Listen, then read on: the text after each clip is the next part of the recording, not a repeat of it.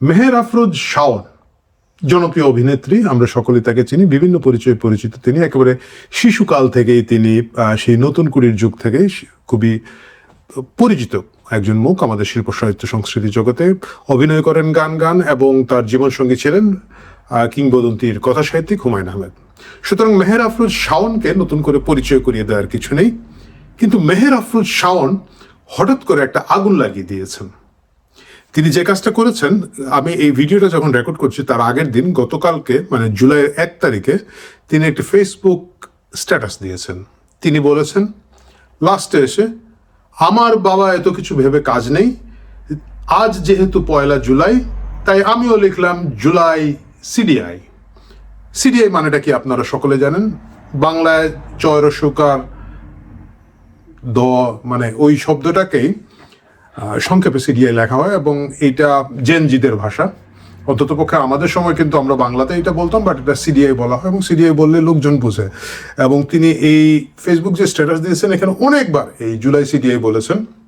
শুরুটা করেছেন এইভাবে, গত 1 বছরে প্রায় ফেসবুকে একটা শব্দ চোখে পড়ছে, জুলাই সিডিআই। আমার পরিচিত অনেকের লেখাতে এই জুলাই সিডিআই দেখেছি, আমার অপরিচিত অনেকেও লিখেছেন জুলাই সিডিআই। প্রথমে ভেবেছিলাম জুলাই সিডিআই কোনো একটা ট্রেন্ড, শুধুমাত্র জুলাই মাসেই হয়তো বলা হয় সিডিআই। এইভাবে বলতে বলতে উনি বারবার জুলাই সিডিআই বলেছেন। এর আগে আমরা গত 1-2 বছর ধরে জুলাই সিডিআই কথাটা শুনছিলাম দুই পক্ষের মধ্যে। একটা হচ্ছে গিয়ে সাধারণত ছাত্রলীগের যারা একটু অল্প বয়সী লোকজন, একটু বেশি কি বলা যায় রাগান্বিত অবস্থা থাকে, তারা জুলাই সিডিআইটা বলে, এবং এটা তাদের এক ধরনের সিগনেচার। এবং পরবর্তীতে দেখলাম তারা যাদেরকে ধরে ধুলাই দেয় তাদেরকে যখন বলে যে বল আমি জুলাই যোদ্ধা, বলে আমি জুলাই যোদ্ধা, আমি জুলাই সিডিআই। এটা সম্প্রতি আমরা দেখেছি জাহাঙ্গীরনগরের একজন তথাকথিত বৈষম্য বিরোধী নেতাকে ধরে কোথায় যেন জিজ্ঞাসাবাদ করার নামে পিটাচ্ছে, তো সেখানে এই জুলাই সিডিআই বলেছে। কিন্তু যখন শাওন জুলাই সিডিআই বলেছে তখনই একেবারে সারা বাংলাদেশে হই হই রই রই শুরু হয়ে গিয়েছে। একদম ফেসবুক খুব গরম, এবং মানে খুবই স্বাভাবিকভাবে এটার আবার মিছিল মিটিং হচ্ছে, জনসভা হচ্ছে, যদিও আগের মতো রাজ্যের লোকজন যায় না, কিন্তু তারপরেও একটা খুব জোশ ভাব এসেছে। আমার প্রশ্নটা হচ্ছে, এই যে মেহের আফরোজ শাওন যে বললেন জুলাই সিডিআই, এটা আপনাদের খেপার কারণ কি ভাই? মানে যারা খেপছেন, যারা আনন্দ পাচ্ছেন ঠিক আছে, আপনারা স্বৈরাচারের দোসর, আপনাদের নিয়ে আমার কোনো কথা নেই, কিন্তু বাকি যারা খুব আহত, খুব মনে কষ্ট পাচ্ছেন, কেন পাচ্ছেন? জুলাইকে সিডিআই কি মেহের আফরোজ শাওন করছেন নাকি আপনারা করছেন? জুলাই 2024 সালে যে ঘটনাটা ঘটেছে সেটার পিছনে যতই মেটিকুলাস ডিজাইন থাকুক, ষড়যন্ত্র থাকুক, পরিকল্পনা থাকুক, বিভিন্ন ধরনের হিসাব আন্তর্জাতিক এবং লোকাল থাকুক, এটা অস্বীকার করার উপায় নয়। অসংখ্য সাধারণ মানুষ ভেবেছিলেন যে এই পরিবর্তনটা জনগণের পক্ষে আসবে, সাধারণ মানুষের পক্ষে আসবে, এবং বাংলাদেশ হয়তো একটা অন্ততপক্ষে একটু ভালো জায়গায় যাবে। সেই জায়গাটাতে গিয়েছে। জুলাইকে সিডিআই কখন করা হয়েছে? জুলাইকে সিডিআই প্রথম শুরু হয়েছে 36শে জুলাই। 5 আগস্ট যেই মাত্র শেখ হাসিনা দেশ ছাড়লেন, তার পরবর্তীতেই এই যে কামড়ির মাধ্যমে শুরু করা হলো জুলাই সিডিআই, সেটা আসলে যারা জুলাইকে দাবি করেন, ধারণ করেন, তারাই করেছেন। আপনাদের মনে আছে জুলাই সিডিআই করার প্রথম শহীদ হচ্ছেন দিকে আমাদের বন্ধু জলের গানের রাহুল আনন্দ, সংখ্যালঘু ধর্মের, এবং তার বাড়ি পুড়িয়ে ফেলা হলো। মানে ঠিক আগের দিন রাহুল আনন্দ নিজেও গান গেয়ে আন্দোলনের পক্ষে ছিলেন।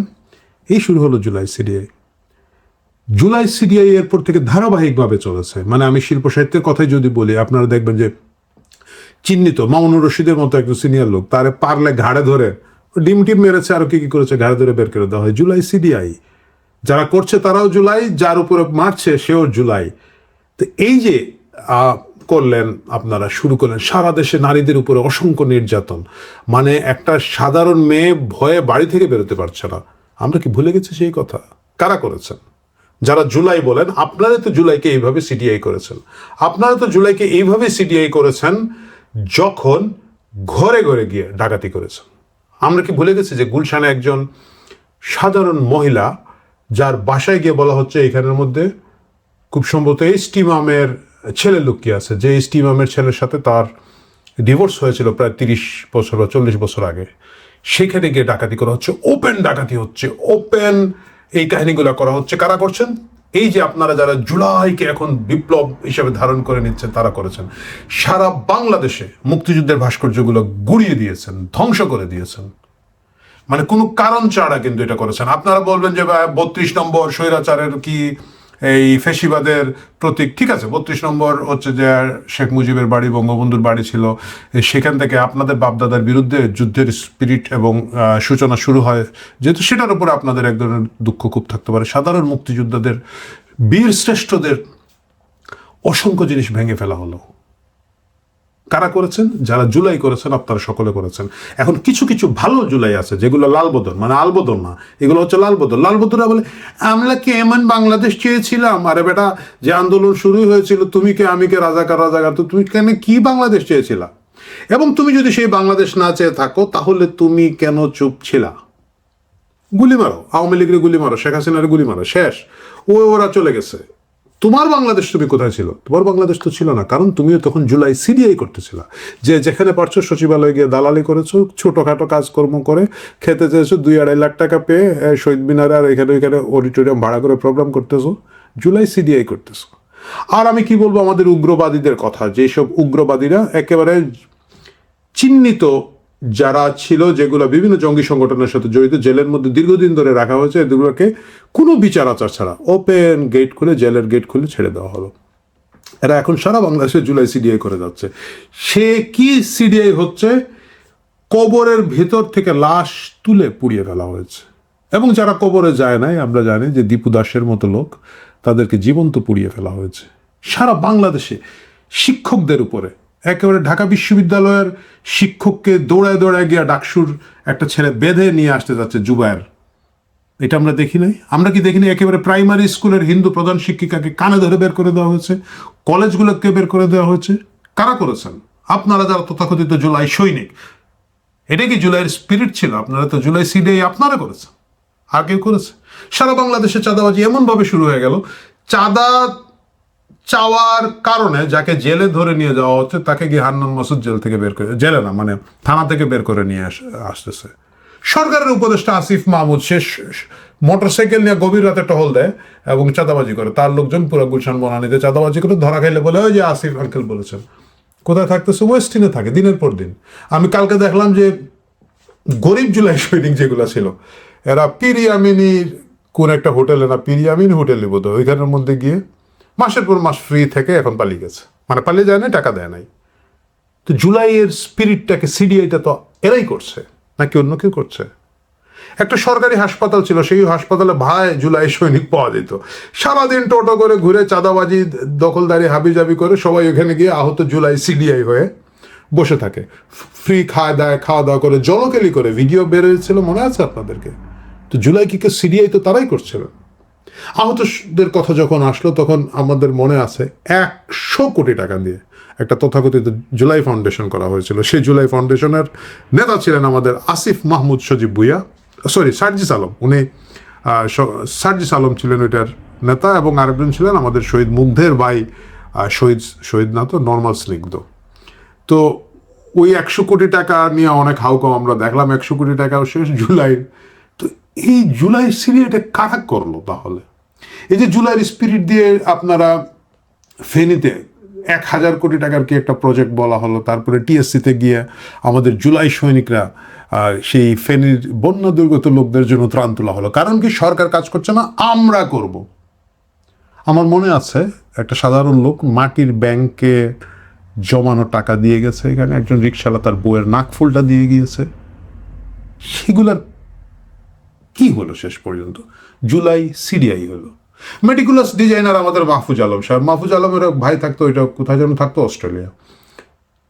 এমন মধু বাংলাদেশে আসলো, সেই লোক বাংলাদেশে চলে আসছে। লোকজন জাহাজে বইরা, গরিব দেশের লোকজন পারলে জাহাজে করে খায় না খায় বিদেশ যেতে চায়, মানে একেবারে না পারলে ওই যে পাশে মালদ্বীপে পর্যন্ত গিয়ে মাছ মারে। সেই দেশের কি মধু যে আমাদের মেটিকুলাস ডিজাইনের ভাই বাংলাদেশে আসছে, এবং উনি তো এখনো শুনছি বেশ বড় নেতা। যারা পত্রিকা আছেন, আমাদের সাংবাদিক কলিগরা জানেন যে ওই 2 বছর যখন তথ্য উপদেষ্টা ছিলেন মাহফুজ সাহেব, তখন সরকারি বিজ্ঞাপন বেসরকারি বিজ্ঞাপনের বিলি বন্টন কিভাবে হতো, কারা ওয়েস্টিনে বসে এই কাজগুলো করতেন, আমি আর সেইটার মধ্যে যেতে চাচ্ছি না, কিন্তু এই যে ওয়েস্টিনে বসে সরকারি বিজ্ঞাপনের বিলি বন্টন করা বা এই কাজগুলা, এটা কি জুলাই সিডিআই হয় না? এটা কি আপনারা জুলাইকে উপর্যুপুরি ধর্ষণ করা হয় না? এই যে শত শত সাংবাদিকের উপরে কি জুলাই হত্যা মামলা দেওয়া হচ্ছে, এক একটা মামলায় 200 করে আসামি করা হয়, 10 লাখ টাকা করে চাওয়া হয়, 1 লাখ টাকা করে পাইলে একটা মামলা থেকে 2 কোটি টাকা। যে লোক ওইখানের মধ্যে মামলার বাদী, সে বলে আমি তো কাউকে চিনি না, আমার ঢাকায় নিয়ে আসছে, সেখানের মধ্যে করে দিয়েছে। যে লোক ঢাকায় জন্মকর্ম সারা জীবন ছিল, বুড়া লোক, তারে নিয়ে আপনার হয়তো রংপুরে নাহলে ওই বরগুনার মাঝখানে একটা মার্ডার কেসের মধ্যে ঢুকিয়ে দিয়েছেন। এই যে আপনারা ব্যবসা করলেন জুলাইকে নিয়ে, এই যে মামলা বাণিজ্য করলেন, এটা কি জুলাই সিডিআই হইল না? এই যে বিভিন্ন মিডিয়ায় গেলেন, একটা উপদেষ্টাকে একটা প্রশ্ন করার কারণে 3টা সাংবাদিকের চাকরি চলে গেল। জুলাই সিডিআই, জুলাইকে ধর্ষণ করার আপনারা কি বাকি রাখছেন? জুলাইকে যেভাবে পারেন সেইভাবে তো আপনারা ধর্ষণ করছেন। আর এখন মেহের আফরোজ শাওন কেন জুলাই সিডিআই বলল, সেটা নিয়ে আপনাদের দুঃখ। আমি মেহের আফরোজ শাওন এবং আরো যারা বারবার জুলাই সিডিআই বলছেন, আপনাদের কাছে আমি খুব কড়া কথা বলতে চাই। কড়া কথাটা হচ্ছে এটা, আপনারা আসলে জুলাই সিডিআই করতে পারবেন না। কারণ এই যে জুলাই জীবী যেগুলো আছে, যারা মনে করেন মাইক বাজিয়ে বলেছে যে আমি এখানে ভাঙতে যাব, 10 লাখ টাকা দিলে যাব, যাই হোক ওই লোকের কথা না বলি, মারা গেছে আমাদের কি যেন শহীদ হাদি শাহমা তো আপনারা অনেকে বুঝবেন, এটা হচ্ছে শাহওয়া মাওয়ার সংক্ষেপ। বিভিন্ন বড় বড় নেতাদের পিছনে এগুলো লাগাইতে হয়। তো বলেছেন, তারপরে বললেন এই যে কতগুলো বেড়েছে, যে ব্যারিস্টার একটা চার্জার কবি, জীবনের নাম শুনে নাই, তারপরে ধরুন ফুয়াদ, তারপরে আমাদের শহীদ হাদি শাহমা সহ আরো অনেকে আছেন। এরা কি প্রকাশ্যে বলে নাই যে মুক্তিযুদ্ধের প্রতিশোধ নেওয়ার জন্য? মুক্তিযুদ্ধরা বলেন 71-এর প্রতিশোধ নেওয়ার জন্য, 71-এ আমরা পরাজিত হয়েছিলাম, 24-এ এসে বিজয়ী হয়েছি, সেটা বলে নাই। প্রশ্ন ওঠে নাই জাতীয় সঙ্গীত বদল করার, প্রশ্ন ওঠে নাই দেশের নাম পরিবর্তন করে ফেলার, বলা হয় নাই যে জুলাই 71-এর থেকে বড়। যখন বলা হয়েছে, যারা বলেছে তারা কি এই দেশকে ধর্ষণ করে নাই? মুক্তিযুদ্ধকে ধর্ষণ করে নাই? তারা কি 71-কে ধর্ষণ করে নাই? বাঙালির, শাশ্বত বাঙালির যে চেতনা, যে স্পিরিট, সেটাকে কি আপনারা ধ্বংস করেন নাই, ধর্ষণ করেন নাই? আপনারাই তো করেছেন। তাহলে আজকে মেহের আফরোজ শাওনের উপর আপনাদের তো খুব কেন? যারা জুলাই সিডিআই বলে তাদের উপরে খুব কেন? এবং সরি, যে কথা বলতে গিয়েও কথা খেয়ে হারিয়ে ফেললাম, মেহের আফরোজ শাওন এবং অন্যান্য যারা ভাবছেন যে জুলাই সিডিআই করতে পারবেন না, যারা জুলাই সৈনিক আছে তারাই এটাকে সিডিআই করতে করতে করতে মাইরে ফেলেছে। মৃত জিনিসের উপর আর সিডিআই হয় না, করা যায় না, রুচির সমস্যা। সুতরাং আপনারা নতুন করে এটা বলা না বলায় কিছু আসে যায় না। এরা সারা বাংলাদেশকেই সিডিআই করে ফেলেছে। আর কোন জুলাই মাস, আগস্ট মাস, সেপ্টেম্বর মাস 2024-25 এইভাবে ভাগ ভাগ করে আর কি সিডিআই করা হবে? বাট এটা খুব ইন্টারেস্টিং জিনিস হলো, এখন কিন্তু আমি দেখলাম যে শাওনকে জুতা মারার একটা প্রোগ্রাম হয়েছে। এই প্রোগ্রামগুলো প্রায় হয়। তো দুই নেতা খুব একটা স্লোগান টোগান দিচ্ছে। চলো আগে ভিডিওটা দেখে আসি, তারপর অন্য কথা বলি।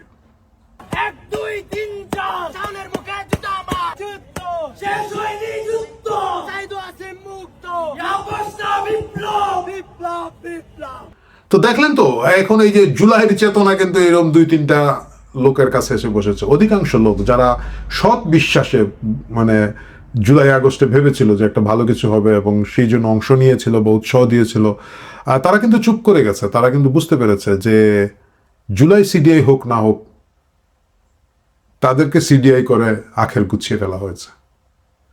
কিন্তু এই দিন নয়, আরো দিন আছে। এই দিন এইভাবে থাকবে না। আমাকে কয়েকদিন আগে একজন বলল যে রাকসুর এক নেতা, অবভিয়াসলি শিবিরের নেতা, মানে এখন তো তরুণদের সকল নেতাই শিবিরের, তিনি জাহানারা ইমামকে, শহীদ জননী জাহানারা ইমামের মৃত্যু দিবসে তাকে জাহান নামের ইমাম বলেছেন। তো আমাকে আমাদের খুবই জুনিয়র যারা কয়েকজন খুব দুঃখ করে বলতেছে, দেখলেন জাহানারা ইমামকে জাহান নামের ইমাম বলেছে। আমি তাদেরকে একটা কথা বললাম, আমি বললাম যে তোমরা তো ছোট ছিল, তোমরা দেখো নাই 92-তে যখন শহীদ জননী জাহানারা ইমামের নেতৃত্বে এই আন্দোলনটা গড়ে ওঠে, তখন বেশ কিছু ওয়াজিয়ান যারা ওয়াজ করতো সারা বাংলাদেশে চুঙ্গা ফুকিয়ে জাহানারা ইমামকে জাহান নামের ইমাম বলতো, খুবই অশ্লীলভাবে, রসিয়ে মানে এই রাশ্মিকা মান্দাকার টাইপের অশ্লীলভাবে জাহান নামের ইমাম বলতো। যারা 92-তে এটা বলেছিল, 93-তে যারা এটা বলেছিল, 20 বছর পরে 2013 সালে জাহানারা ইমামের বিশাল ছবি টাঙ্গিয়ে আমরা এদের প্রত্যেককে ঝুলিয়েছি। সুতরাং এইসব কথার গুরুত্ব দেওয়ার দরকার নাই, এই জোশের মধ্যে থাকার দরকার নাই। যারা ভাবছেন যে এভাবেই চলবে, আসলে এভাবে চলবে না।